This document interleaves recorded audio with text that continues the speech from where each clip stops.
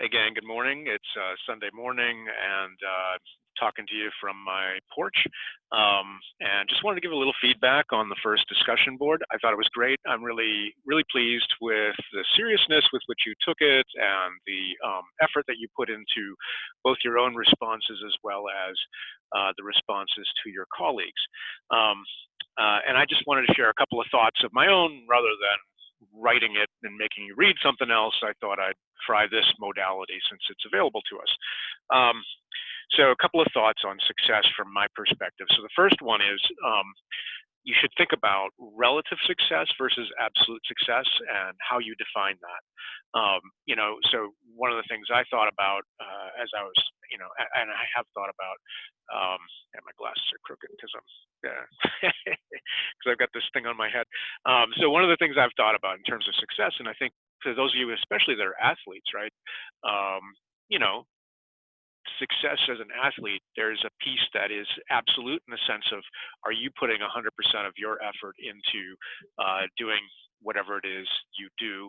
Are you growing as an individual, right? And then there is kind of the relative success, which is when you go out to compete, do you win? Um, but there's gonna, and maybe sometimes you'll win, sometimes you won't. And it kind of, some of it depends on things you can't control at all, like who else is coming to play and who else are you competing against? And this, I got to thinking about this because of comments that Casey made about her cheerleading experience. So nice job there, Casey. And Casey's comment was, she had originally judged her success as a cheerleading coach based on whether her team won or not. And I think kind of made a comment to the effect of, after the fact, realized, were her girls doing, learning and growing. And I think that's a really important thing for you to think about is what are your absolute measures of success rather than your relative measures. Because if you look around, you're like, am I successful? And you're like, well, Bob makes more money than I do, and Sally's got a bigger house than I do, and so on and so forth. There's going to always be somebody who's got more of what you would like to have, right? So there's kind of, you have to find, I think, to find success, you have to decide what is, absolute success to you. Um, and I think for me in particular, thinking about that, what are defining baseline absolute success has a lot to do. I think it actually has a lot to do with finances. So a lot of you talked about happiness, which I think is really important, and I think it was the purpose of the Clay Christensen video is talking about happiness. But I think there is actually a component um, of success that is absolute in terms of financial success. And I would say that, but I would say that that dollar amount is actually pretty small in terms of absolute success. There are some studies out there that say that basically once you hit around median household income, which is like $60,000 in the United States, um, that that brings you to kind of a baseline of happiness. And then after that, additional money matters a lot less. The way that I measure that, so rather than taking like a hard number like 60,000 to say, okay, that's baseline success, I would say the most important financial measure is, can you live independently?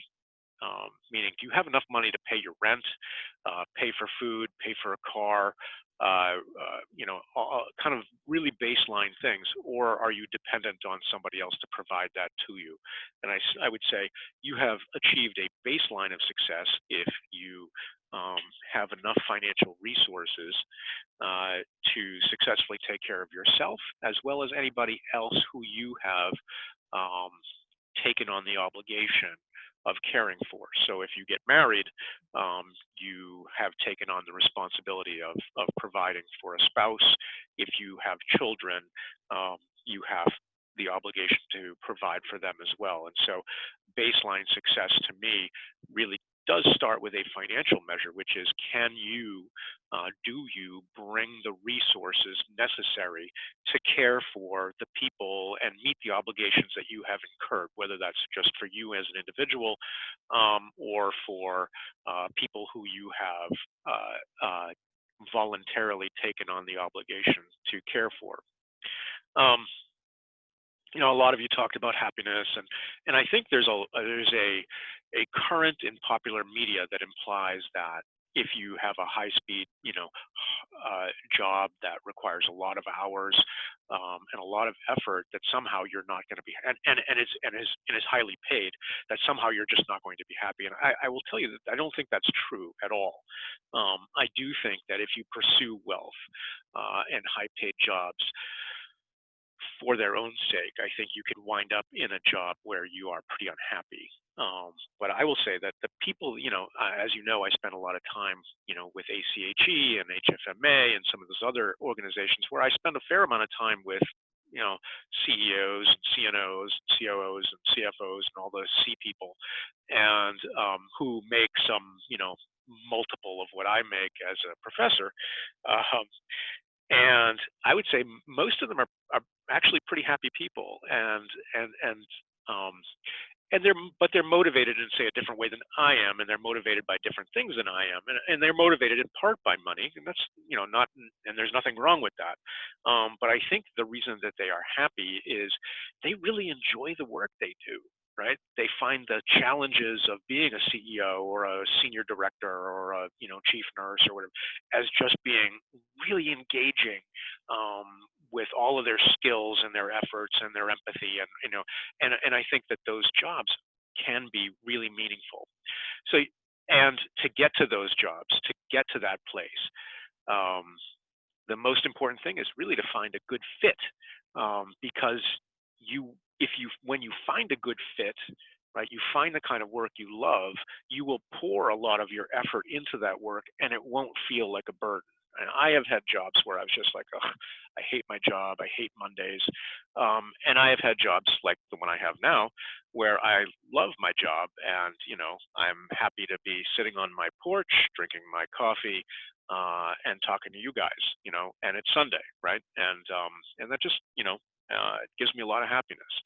So, so it's important to kind of find, there's nothing wrong with working hard, working long hours, as long as you find that right job. And if you find that right job and you're passionate about it, there's a high likelihood that the money will follow.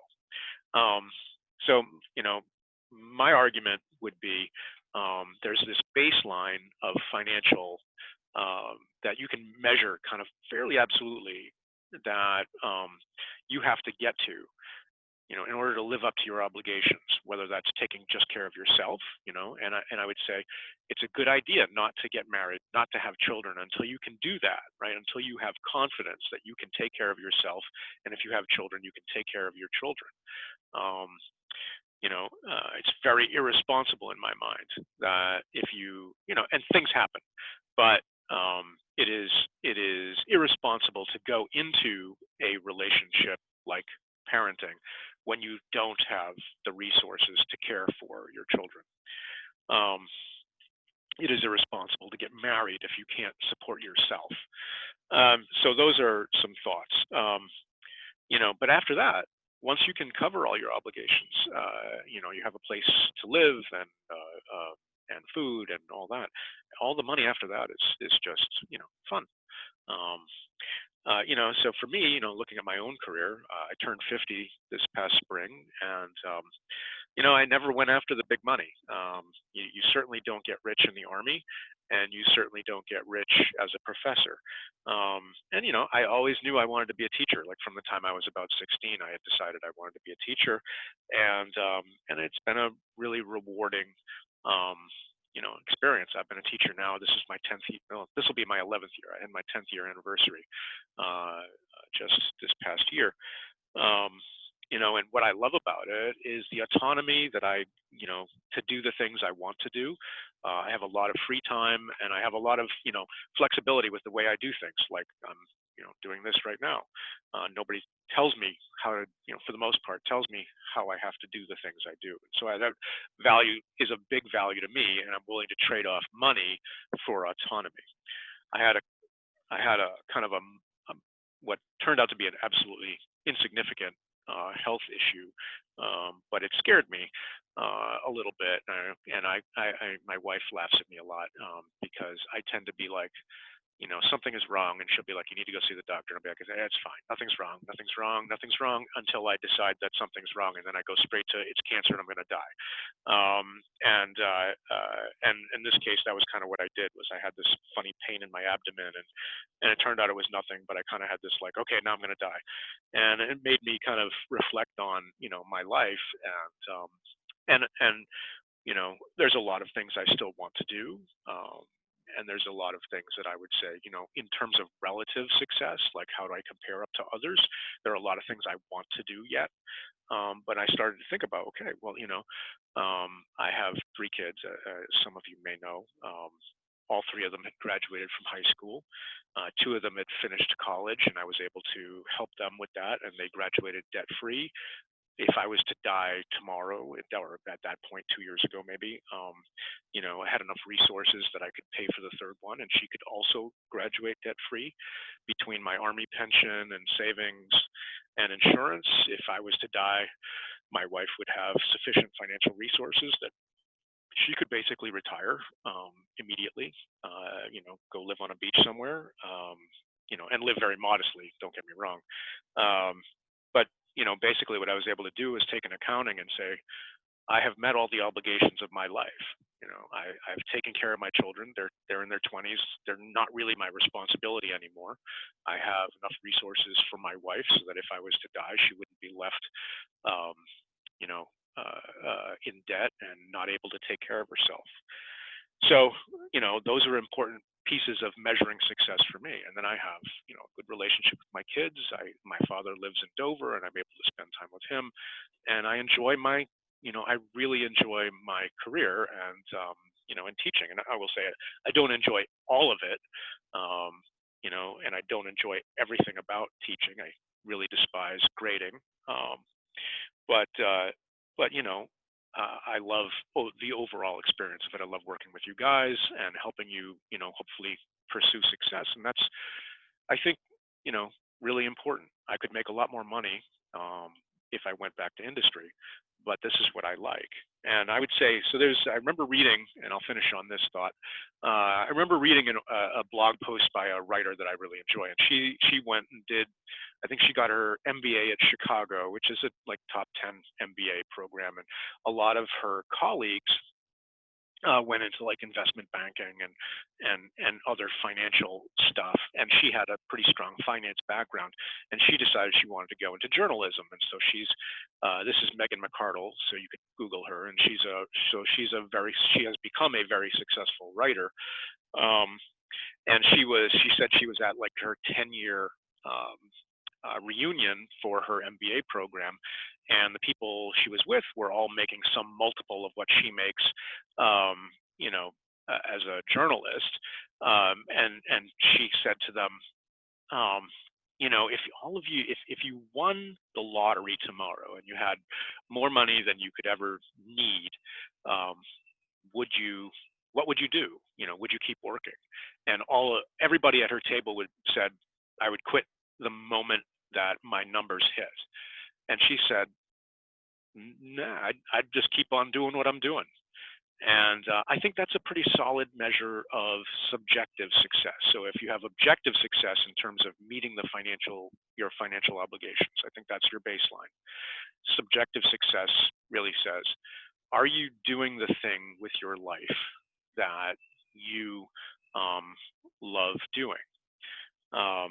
And so, for me, that answer is yes. If I won the lottery tomorrow, I'd probably just keep on doing what I'm doing because it provides me meaning and enjoyment. There's a great poem by a poet named Mary Oliver, and the last line of the poem is, tell me, what is it you plan to do with your one wild and precious life? And so I reflect on that a lot, and I hope you do too as you go forward, because you don't want to get to kind of midlife and realize, wow, I didn't do the things I was supposed to do. So tell me what it is you plan to do with your one wild and precious life. All right, I owe you some information about the about the what do you call it? Elevator speech, and I will get that to you today or tomorrow, and you can do that. And we'll see you next week.